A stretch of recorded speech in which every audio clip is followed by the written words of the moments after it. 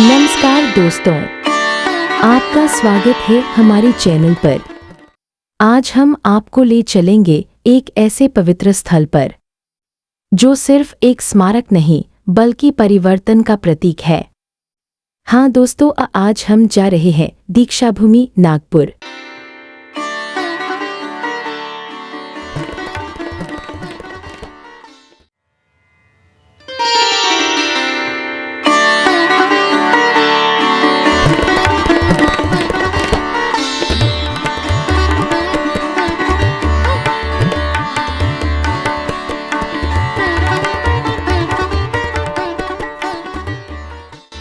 यही वह स्थान है जहां 14 अक्टूबर 1956 को डॉक्टर बाबा साहेब आम्बेडकर ने लाखों अनुयायियों के साथ बौद्ध धर्म की दीक्षा ली और भारत में एक नया युग शुरू किया।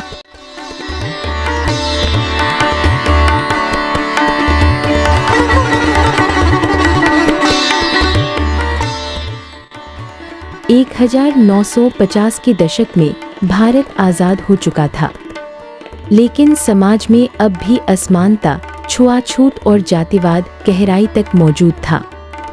डॉक्टर बाबा साहेब आम्बेडकर ने जीवन भर इन सामाजिक बुराइयों के खिलाफ संघर्ष किया। संविधान बनाकर उन्होंने समानता की नींव रखी, लेकिन उन्हें एहसास हुआ कि सच्ची समानता केवल कानून से नहीं बल्कि धार्मिक और मानसिक परिवर्तन से आएगी। इसीलिए उन्होंने बौद्ध धर्म अपनाने का निर्णय लिया। 14 अक्टूबर 1956 को नागपुर की इस पवित्र भूमि पर लगभग 5 लाख अनुयायियों के साथ उन्होंने बुद्ध, धम्म और संघ की शरण ली। वह क्षण इतिहास में महापरिवर्तन दिवस के रूप में स्वर्ण अक्षरों में दर्ज हो गया। दीक्षा का अर्थ है ज्ञान, जागृति और नए जीवन की शुरुआत। भूमि का अर्थ है वह पवित्र स्थान जहां यह परिवर्तन घटित हुआ। इसलिए दीक्षाभूमि केवल एक भौगोलिक स्थान नहीं बल्कि यह आध्यात्मिक ऊर्जा का केंद्र है। यहाँ की हर ईंट, हर पेड़ उस ऐतिहासिक दिन का साक्षी है। आज भी हर साल 14 अक्टूबर को लाखों लोग धम्मचक्र प्रवर्तन दिवस मनाने के लिए यहाँ आते हैं।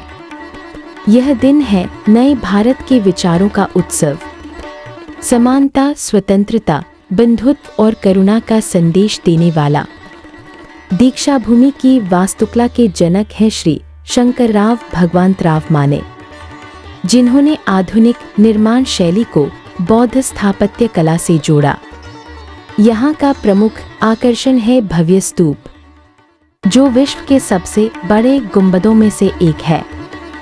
यह स्तूप लगभग 38 मीटर ऊंचा और 40 मीटर चौड़ा है। पूरा स्तूप आरसीसी कंक्रीट से बना है और सबसे बड़ी विशेषता यह है कि इसमें कोई मध्य स्तंभ पिलर नहीं है। गुंबद के भीतर वही स्थल है जहां डॉक्टर बाबा साहेब आम्बेडकर ने दीक्षा ली थी। वहां भगवान बुद्ध की एक शांत दिव्य मूर्ति विराजमान है।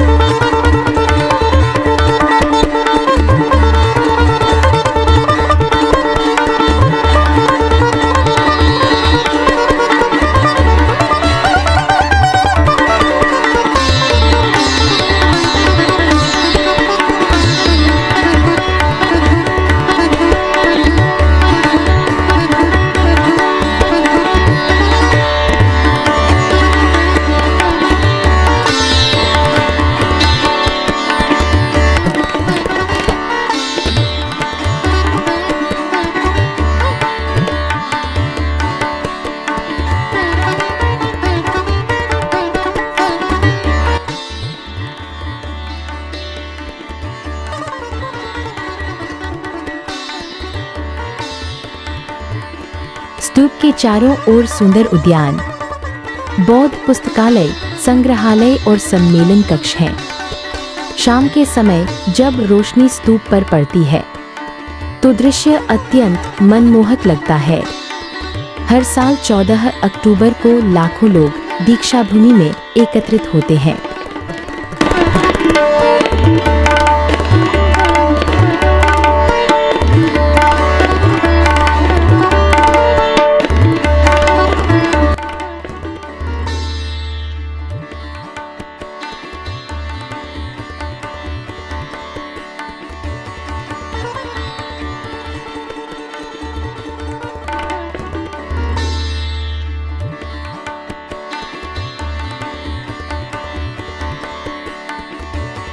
पूरा परिसर केशरिया झंडों, बुद्ध मूर्तियों और जय भीम के नारों से गूंज उठता है। भिक्षुओं की प्रार्थनाएं, धम्म ग्रंथों का पाठ, वंदना और सामाजिक सुधार के कार्यक्रम पूरे दिन चलते हैं। लोग महाराष्ट्र, मध्य प्रदेश, छत्तीसगढ़, उत्तर प्रदेश, तमिलनाडु और यहाँ तक कि विदेशों से भी आते हैं। यह उत्सव दुनिया को दिखाता है कि परिवर्तन शांतिपूर्वक भी संभव है। स्तूप के पास एक संग्रहालय और धम्म ग्रंथालय है। यहाँ डॉक्टर बाबा साहेब आम्बेडकर के मूल हस्तलिखित दस्तावेज, दुर्लभ तस्वीरें और बौद्ध धर्म से संबंधित ग्रंथ रखे गए हैं।